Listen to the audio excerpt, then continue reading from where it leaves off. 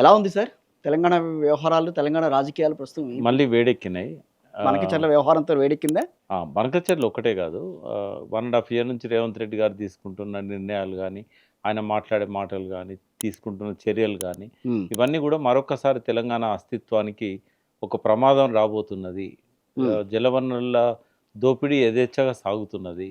హ్మ్. అన్ని రకాల మనకు ఆంక్షలున్నా గూడా అమలు కావడం లేదు. హ్మ్. కృష్ణా బోర్డయినా, గోదావరి బోర్డయినా నామమాత్రంగా మిగిలిపోతున్నాయి. మళ్ళీ కరువు పరిస్థితులు తెలంగాణలో మొదలైనయి. హ్మ్. ఒక 3 నెలలు, 2 నెలలు వర్షాలు కొంచెం అడ్వాన్స్ అయినాయి. ఒక 1 మంత్ అడ్వాన్స్ అయినాయి. అవును. వెలువడేసరికి ఇప్పుడు సడెన్‌గా జూన్‌లో ఆగిపోయినాయి.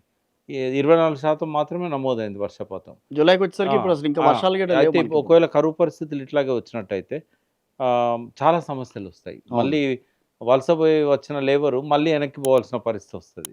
హ్మ్. పల్లె కన్నీరు పాట మళ్ళొకసారి మనం పాడుకునే పరిస్థితులొస్తున్నాయి. దీనికి అంతటికి కారణం ఏందంటే, కొంత అపరిపక్వత, కొంత ఆంధ్ర పట్ల పక్షపాత వైఖరి ముఖ్యమంత్రి గారిది అనేది హ్మ్. అర్థమవుతున్నదది. రేవంత్ రెడ్డి వచ్చిన తర్వాత ఈ పరిస్థితులు ఉత్పన్నమవుతున్నాయా? ఇవాళ తీసుకున్న నిర్ణయాలు మాత్రం తెలంగాణకు అనుకూలంగా లేవు.